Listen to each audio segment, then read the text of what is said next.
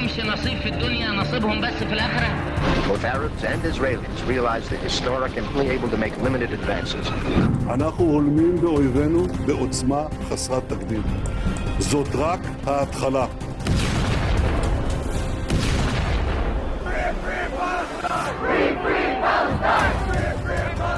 سجلنا انتصارات، عودة فلسطين إلى الصادرة. يا عرب، يا كل الدول النامي، يا الخلايا النامي، اصحوا حالكم.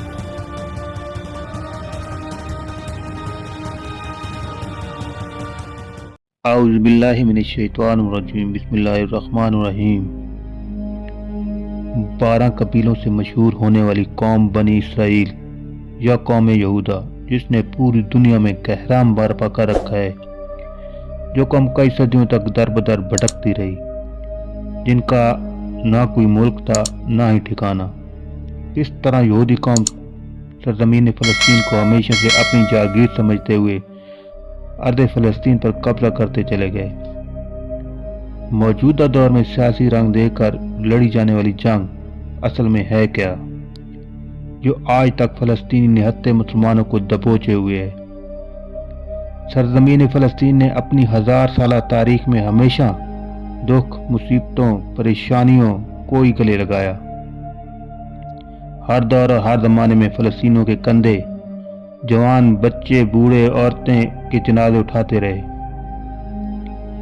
ملک شام کا جنوب مغربی علاقہ جو بحر روم کے ساحلی پٹی پر واقع ہے، فلسطین کہلاتا ہے۔ تاریخی اور آگ بتاتے ہیں کہ انسان نے اس سرزمین پر آ کر کم و بیش 11,000 سال پہلے اسی سرزمین نے فصل اگانا شروع کیا اور اسی پر انسان رہنے اور بسنے لگے، جبکہ یہود و نصارہ کی کتابیں سرزمین فلسطین کو موعود کے نام سے بتاتی ہیں۔ یہودیوں کے مطابق جب 3000 سال پہلے حضرت موسیٰ علیہ السلام بنی اسرائیل کے ساتھ آباد ہوئے تو آپ نے یہاں پر ایک عبادت گاہ کی بنیاد رکھی، جسے بعد میں حضرت داؤد علیہ السلام اور حضرت سلیمان علیہ السلام کے زمانے میں ایک عظیم ہیکل کے طور پر تعمیر کیا گیا۔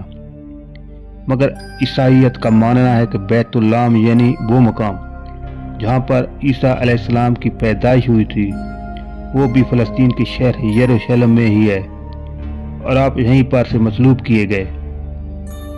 جبکہ اسلام میں اللہ کا کلام قرآن مجید میں اسے پاک سرزمین اور بابرکت زمین کہا گیا ہے۔ اسی مقام کی طرف ہمارے پاک نبی حضرت محمد صلی اللہ علیہ وآلہ وسلم 16 یا 17 مہینے رخ کر کے نماز ادا فرماتے رہے۔ حضور نبی اکرم صلی اللہ علیہ وآلہ وسلم سفر معراج کے موقع پر بھی اسی مقام پر تشریف لائے اور تمام انبیاء کی امامت کر کے نماز پڑھائی۔ بیت المقدس کو مسجد الحرام اور مسجد نبوی کے بعد تیسرا حرم قرار دیا گیا ہے۔ خلیفہ ثانی حضرت عمر فاروق رضی اللہ تعالی عنہ کے دور خلافت میں 638 عیسوی میں سرزمین فلسطین کو آزاد کرا لیا گیا۔ یہ علاقہ اس وقت روم کے عیسائیوں کے قبضے میں تھا۔ مسلمانوں کے خلیفہ ثانی نے اس سرزمین پر تشریف لا کر سب سے پہلے اس چٹان پر مسجد بنانے کا حکم دیا۔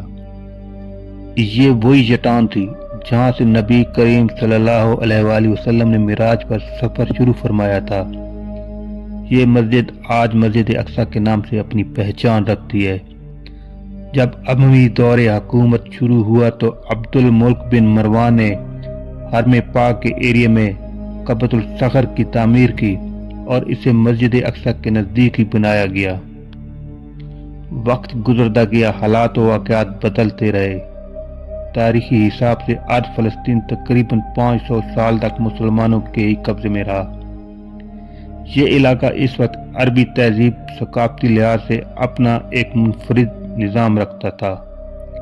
جب عرب اور آس پاس کے علاقوں کے مسلمان یہاں آ کر آباد ہو گئے، یوں یہ علاقہ اسلام اور عربی ثقافت میں رنگ گیا۔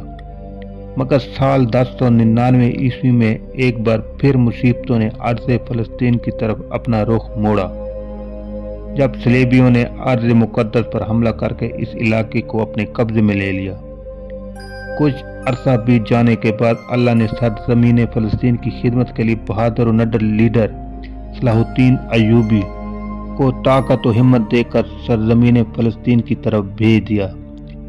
اس عظیم و بہادر سپہ سالار کی جنگی حکمت عملی نے سرزمین فلسطین کو ایک مرتبہ پھر 100 سالہ جنگ سے چھٹکارا دلا کر آزاد کروا دیا۔ اس کے بعد 700 سال کے عرصے تک یروشلم مسلمانوں کی حکمرانی میں رہا۔ مملوکوں اور عثمانیوں کی حکومتیں بدلتی رہیں، مگر جو ہی عثمانی حکومت میں درار پڑتی گئی اور سلطنت عثمانیہ کمزور ہوتی گئی تو یہودیوں نے تیسری ہیکل سلیمانی، جسے یہودی مقدس عبادت گاہ کے طور پر سمجھتے ہیں، اور یہ بخت نصر اور ٹائٹس کے حملوں میں 2 مرتبہ تباہ ہوا، جس میں بہت سے یہودیوں کو قتل عام بھی ہوا۔ یہودی قوم کا اب صرف ایک ہی مقصد تھا کہ وہ کسی طرح اس ہیکل سلیمانی کو پھر سے تعمیر کر سکیں اور قیامت سے پہلے ایک یہودی ریاست کو قائم کر کے دجال کا استقبال کر سکیں، جس کے ساتھ مل کر وہ پوری دنیا پر یہودی حکومت قائم کر سکے۔ مگر اس منصوبے کو پایہ تکمیل تک پہنچانے سے پہلے انہیں آخری عثمانی سلطان عبدالحمید جیسی رکاوٹ کو راستے سے ہٹانا تھا۔ حضرت سلیمان کے دور کے بعد یہودی قوم کا اپنا کوئی ملک تو نہ بچ سکا اور یہودی در بدر بھٹکتے رہے، جبکہ 19ویں صدی میں صہیونی تحریک کے آغاز کا مقصد یہ تھا کہ دنیا بھر میں بکھرے یہودیوں کو اکٹھا کر کے فلسطین کی جانب بلایا جائے اور پھر سے حکومت قائم کرنے کے بعد تیسری بار ہیکل سلیمانی کی تعمیر کر سکے۔ سلطنت عثمانیہ کا خاتمہ جب پہلی عالمی جنگ کے موقع پر ہوا تو فلسطین برطانیہ کے قبضے میں چلا گیا اور یورپی ممالک نے صہیونی تحریک کی حمایت کرتے ہوئے دنیا بھر کے یہودیوں کو فلسطین میں اکٹھا کرنا شروع کر دیا۔ مگر امن و فساد کا جوڑ، یعنی باہر سے آنے والے یہودی اور فلسطین کے اندر بسنے والے عربی مسلمان کے درمیان جلد ہی اختلاف کی ہوا چلنے لگی۔ بگڑتے حالات کو دیکھتے ہوئے UNO نے فلسطین کا کنٹرول سنبھال لیا اور فلسطین کے علاقے کو 2 حصوں میں تقسیم کرنے کا منصوبہ بنا لیا۔ ایک حصہ جس کا نام عرب فلسطین جبکہ دوسرا یہودی اسرائیل تھا، اور یروشلم کا کنٹرول یونائیٹڈ نیشن کے پاس ہی رکھا گیا۔ یہی وہ جگہ تھی جہاں 3 بڑے مذاہب کی عبادت گاہیں اور مقدس مقامات تھے۔ 14 مئی سن 1948 کے دن اسرائیل ملک کو ایک الگ ملک کے طور پر باقاعدہ اعلان کرتے ہوئے تمام ممالک سے اسرائیل کو تسلیم کرنے کا بتا دیا گیا، لیکن ارد گرد کے عرب ممالک نے اسرائیل کو تسلیم کرنے سے انکار کر دیا۔ یوں اس جنگ نے ایک نیا رخ اختیار کر لیا۔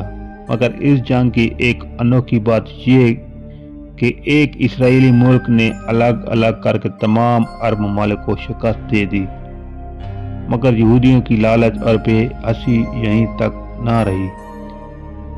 اسرائیل کے کیے گئے یونائیٹڈ نیشن کے اصولوں کو توڑتے ہوئے ان علاقوں کو بھی اپنے قبضے میں لے لیا جو فلسطین کا حصہ تھے، جو 7 لاکھ مسلمانوں کو بے گھر ہونے کی وجہ بنی۔ اس دن کا نام القبا یعنی تباہی کا دن کہا جاتا ہے۔ 1967 کا سال خطہ فلسطین کے لیے ایک بار پھر ہلچل کا سال دکھائی دیا، جب عرب طاقتوں کا سامنا ایک بار پھر اسرائیل سے ہوا۔ یہ جنگ 6 دنوں تک جاری رہی اور یہ فتح بھی اسرائیل کے نام رہی، جو فلسطینی مسلمانوں کے لیے ایک بار پھر مصیبت ہی ساتھ لائی۔